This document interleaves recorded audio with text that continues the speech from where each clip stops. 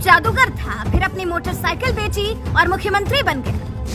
गरीब घर में पैदा हुआ, फटे कपड़े भी पहने, लेकिन उसके सपने बहुत बड़े थे। इंदिरा गांधी से लेकर सोनिया गांधी तक उसका जादू चला और बन गया बादशाह।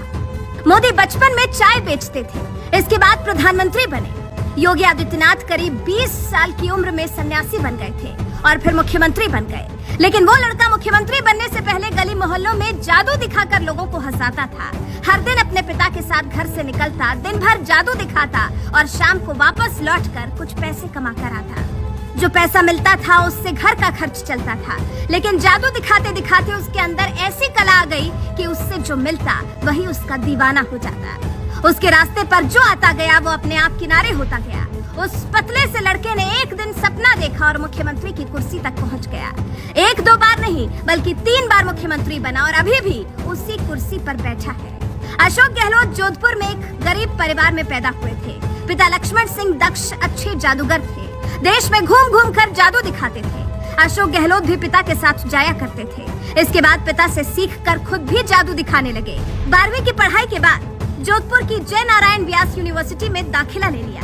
1971 में जब भारत पाकिस्तान के बीच युद्ध हुआ, उस दौरान लाखों शरणार्थी भारत आ रहे थे। इनकी मदद करने के लिए करीब 20 साल के अशोक भी पहुंच जाया करते थे। एक दिन शिविर में प्रधानमंत्री इंदिरा गांधी का दौरा हुआ।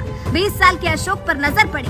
इंदिरा गांधी भी काम करने के स्टाइल को देखकर खुश हो गई। लेकिन आगे इस जादूगर की जिंदगी में कुछ बहुत बड़ा होने वाला था। 1972 में बीएससी की पढ़ाई पूरी करने के बाद अशोक गहलोत के पास रोजगार नहीं था, इसलिए जादू दिखाने के साथ साथ जोधपुर से 50 किलोमीटर दूर पीपाड़ कस्बे में खाद बीज की दुकान भी खोल ली। लेकिन यहाँ धंधा नहीं चला और दुकान बंद हो गई। साल 1973 के आसपास कांग्रेस के अंदर संजय गांधी का प्रभाव बहुत तेजी से बढ़ रहा था। 1975 में जब आपातकाल लगाया गया, इस दौरान संजय गांधी ने युवा कांग्रेस को काम दिया। गांव-गांव जाकर 20 सूत्रीय कार्यक्रम का प्रचार करने के लिए कहा। छात्र राजनीति से इसी दौरान अशोक गहलोत ने भी खूब काम किया। एक दिन संजय गांधी को पता चला कि अशोक गहलोत जादूगर भी है। संजय ने एक दिन बुलाकर कहा, अशोक आज हमें कुछ जादू दिखाओ। जादू देखकर संजय गांधी बहुत खुश हुए और फिर गहरी दोस्ती हो गई। संजय गांधी अशोक गहलोत को प्यार से गिली बिली कहते थे। लेकिन गहलोत मुख्यमंत्री कैसे बने, इसकी कहानी चलिए बताते हैं।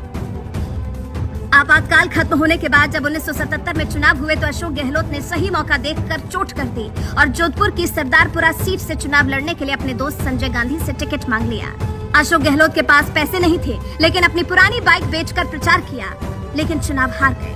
3 साल बाद फिर चुनाव हुए और 1980 में जोधपुर सीट से इस बार जीतकर सांसद बन गए। अशोक गहलोत जब सांसद बनकर दिल्ली पहुंचे, यहाँ इंदिरा गांधी से मुलाकात हुई।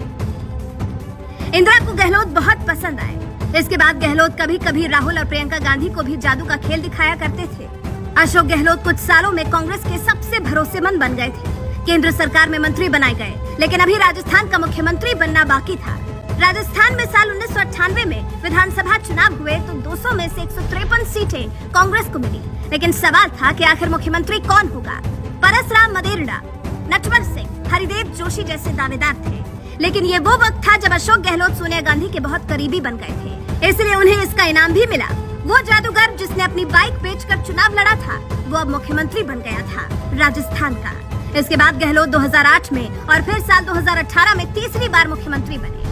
अशोक गहलोत अब रियल जादूगर से सियासी जादूगर बन चुके हैं। विरोधी कैसा भी रहा है, लेकिन हमेशा गहलोत का जादू चला है। ये कहानी आपको कैसी लगी? अगली कहानी आप किसकी सुनना चाहते हैं? कमेंट बॉक्स में बता सकते हैं। Bureau report.